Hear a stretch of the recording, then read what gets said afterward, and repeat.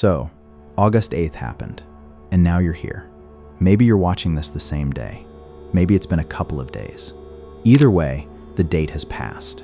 The thing everyone was building toward has arrived and, depending on who you ask, either changed everything or changed nothing or changed something subtle that you're not entirely sure how to describe yet. And I think that's actually the more interesting place to start. Not the portal opening, but the moment right after. The quiet that follows something you've been anticipating. What you do with yourself in that space.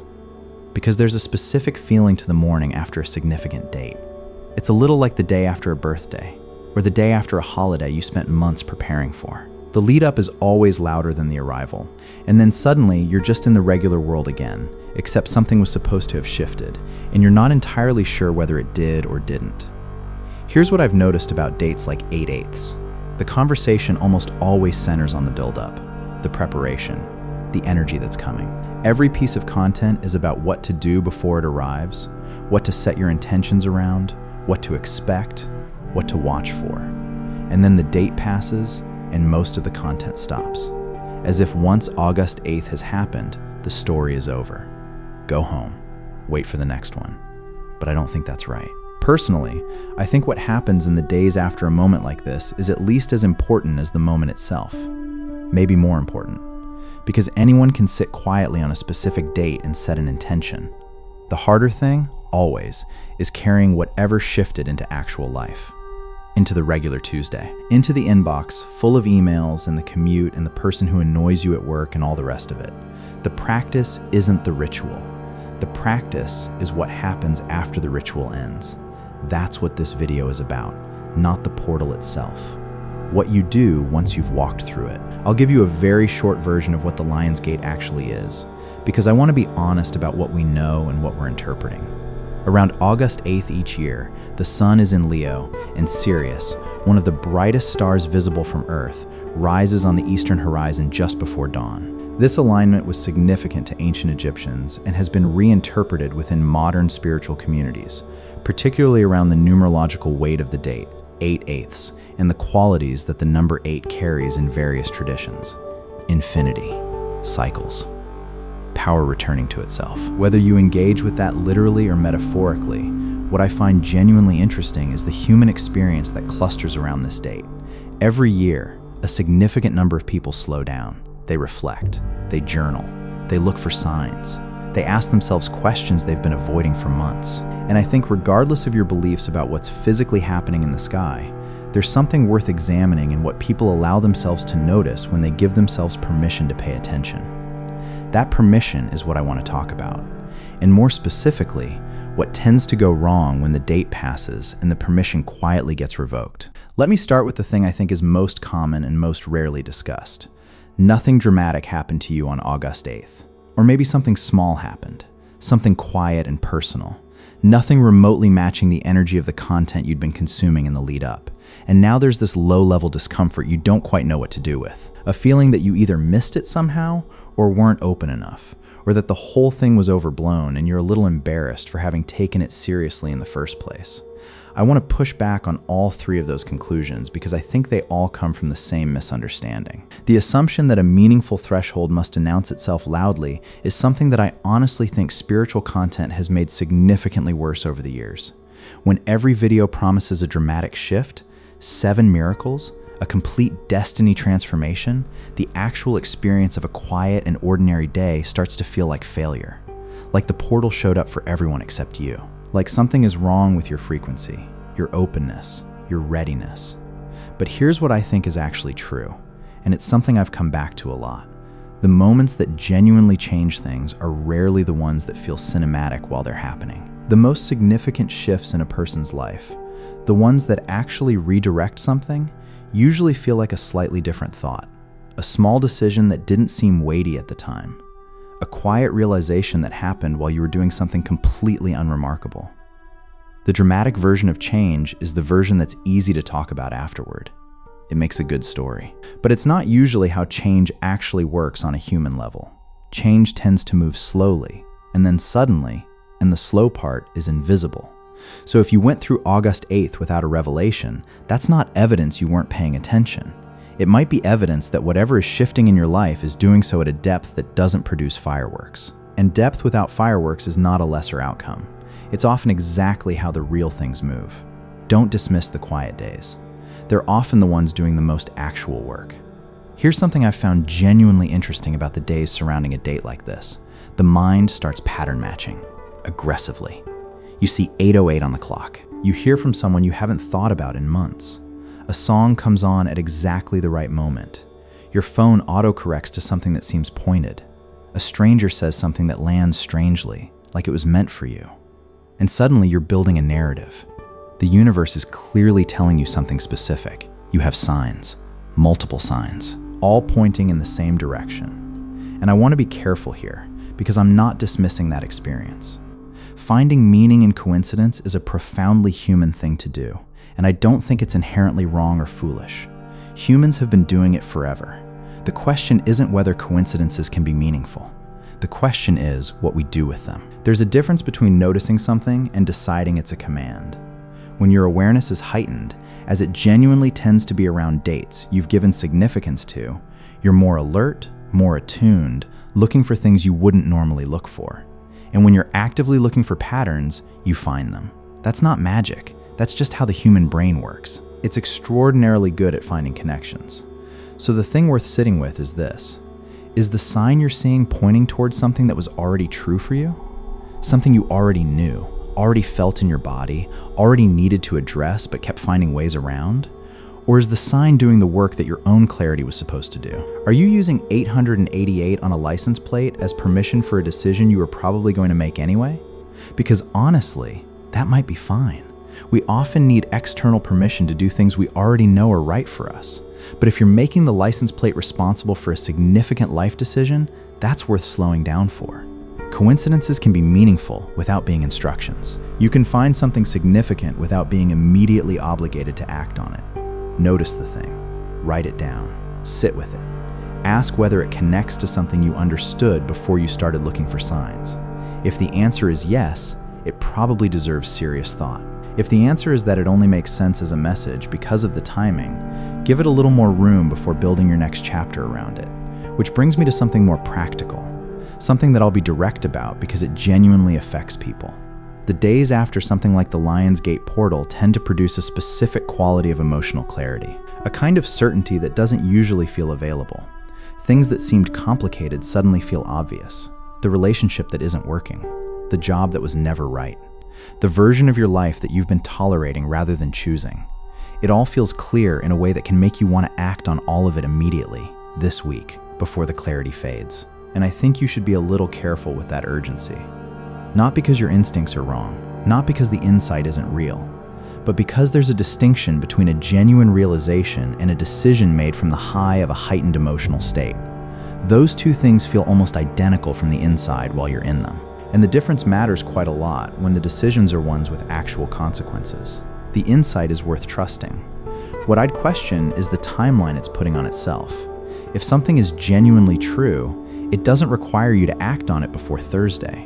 Real understanding doesn't evaporate if you give it 2 more weeks. It actually tends to get more settled, more clear, more legible as time passes and the emotional intensity normalizes. So if August 8th brought you something sharp and certain, something you feel strongly about, write it down in plain language, not in spiritual language. Not the portal showed me I need to align with my highest frequency. Just the actual thing, the plain fact of it. Then wait a couple of weeks. Talk to someone you trust who isn't inside the same bubble you're in right now, someone who will ask you practical questions rather than just affirming the energy of it. See if it still holds when you're not in the glow of the date. If it does, then it was real. And real things don't expire if you take your time with them. Now this next one I want to frame carefully because it's the one that sounds the most ordinary, but is, I think, genuinely the most important. Don't go straight back to exactly what you were doing before. I want to be clear that I don't mean this in the dramatic way it might sound. I'm not saying overhaul your life by the weekend. I'm not saying quit things or leave things or make grand gestures. I mean something smaller and more honest than that. The reason significant dates exist in human traditions across cultures and centuries is that people need regular prompts to stop and notice things. We run on autopilot for enormous stretches of time. Not because we're unconscious or spiritually unaware, just because we're managing a lot. The brain conserves energy by making most of our behavior automatic and routine. And routine is genuinely useful. It holds things together. It makes life navigable. But routine has a cost. And the cost is that we can go months, sometimes years, without honestly asking whether what we're doing is still the thing we actually want to be doing. Whether the direction we're walking is the one we chose or the one we just kept walking, because stopping to reassess felt like too much to take on. August 8th gave a lot of people a reason to stop, a socially sanctioned excuse to sit down and ask questions they'd been avoiding. And that's not nothing. That's actually quite valuable, whatever you believe about what's happening in the sky. And then the date passed. And the alarm went off at the usual time, and the inbox was full, and the routine was right there, waiting. What I'd ask is simple. What did you notice when you stopped? Not in the cosmic sense, in the practical, daily, honest sense. Maybe it was that a particular relationship consistently takes more from you than it gives, and you've been explaining that away for longer than you want to admit. Maybe it was that you're bored in a way you've been calling tiredness, because boredom is harder to justify. Maybe it was something you've been meaning to say to someone for 6 months and keep finding reasons to postpone. The specific contents of what you noticed matter less than the fact that you noticed something. And what I'm asking is that you not immediately let the noise of ordinary life bury it. Maybe the change isn't quitting your job.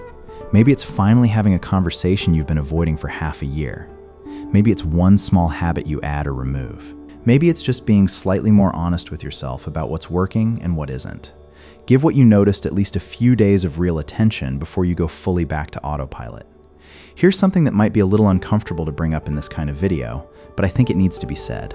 If you spent any time on social media around August 8th, you probably saw some version of this. People describing their experiences, the profound clarity they received, the signs that flooded in from everywhere, the way something fundamental shifted for them.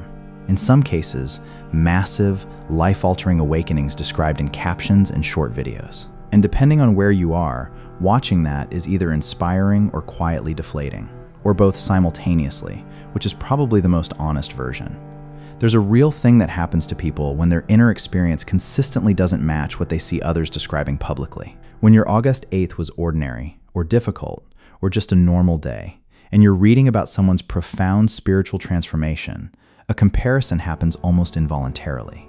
And that comparison has a way of making your own experience feel insufficient. I want to offer a couple of things about that. The first is that you don't actually know what someone else's experience was. You know what they chose to share, which is a particular, curated version of it. The version that translated well, that felt shareable, that fit the format of what gets engagement on a platform. The version that didn't include the boring parts, or the moments of doubt, or the fact that they also had a completely normal Tuesday afternoon. The second is that internal experiences don't have a universal metric. A quiet realization isn't worth less than an overwhelming one. The person who spent August 8th slowly allowing themselves to acknowledge that they've been unhappy in some area of their life for a long time received something genuine, even if it doesn't photograph well. The person who noticed one small thing that had been invisible to them received something real, even if it doesn't fill a caption. Your experience is not a failed version of someone else's, it's yours. And what's true in it is worth taking seriously on its own terms, without comparison. Let me be direct about something because I think it matters, and because spiritual content tends to be reluctant to say it plainly. If you've been feeling unusually tired since August 8th, or emotionally drained, or physically off in some way, there is a version of this conversation that will tell you that's the portal. That's the energy moving through you. That's your body releasing old density. That's what the shift feels like on a cellular level. And maybe, I genuinely can't tell you that's impossible. But also, maybe you're tired because you didn't sleep well, or because it's been a genuinely difficult period, or because you've been eating differently, or not moving your body much, or carrying real stress about real things that have nothing to do with cosmic energy, or simply because you're human. And humans get tired and run down for completely ordinary reasons. One of the patterns in spiritual content that I think does actual harm is the routine reframing of physical and emotional discomfort as symptoms of elevation. Because once that framing takes hold, it becomes very difficult to simply take care of yourself. If your exhaustion is the portal working through your nervous system, drinking water and going to sleep at a reasonable hour feels like you're missing the point. Like you should be sitting in the discomfort and receiving it as transmission rather than just, resting. Take care of yourself. If you're tired, rest. If you're emotionally depleted, attend to that in the ordinary human ways, not only the interpretive ones. If something feels physically off, pay attention to that in the basic sense first.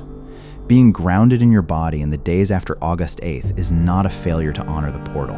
It's the thing that makes whatever actually shifted sustainable. You can't integrate anything meaningful when you're running on empty. The most genuinely aware people I've encountered tend to also be people who eat and sleep and move their bodies. The body and the rest of it are not in opposition. And then there's this, the last one. And I want to stay here a little longer because I think it's where everything else actually leads. Don't forget what you realized. I want to be specific. Somewhere in the days around August 8th, something became a little clearer to you. It might have been large and obvious. It might have been small enough to dismiss almost immediately. But there was a moment, or more than one, where something you already knew became slightly harder to look away from than usual. Maybe it was a place where you've been settling. In a relationship, a situation, a habit, a story you've been telling yourself about what's realistic for you. And for a moment, you could see the settling for what it was, without the usual layers of justification around it. Maybe it was something you want, something specific, something real, something you've been keeping vague and hypothetical because wanting it specifically felt too exposed, too possible to lose. Maybe it was something you've been meaning to say to someone for a long time, something honest or kind or overdue, that you keep approaching and then moving away from. Maybe it was genuinely small, a version of your daily life that would feel a little more like yours.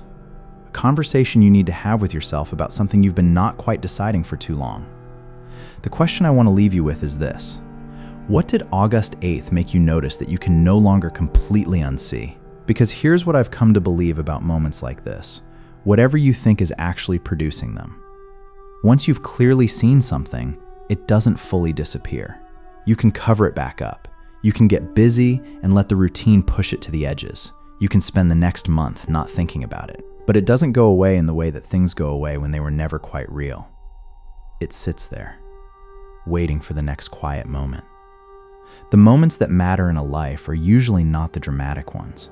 They're the ones where something becomes honest for a little while, where you stop performing yourself to yourself, even briefly, and simply see what's actually there. If that happened for you anywhere around August 8th, that's worth protecting.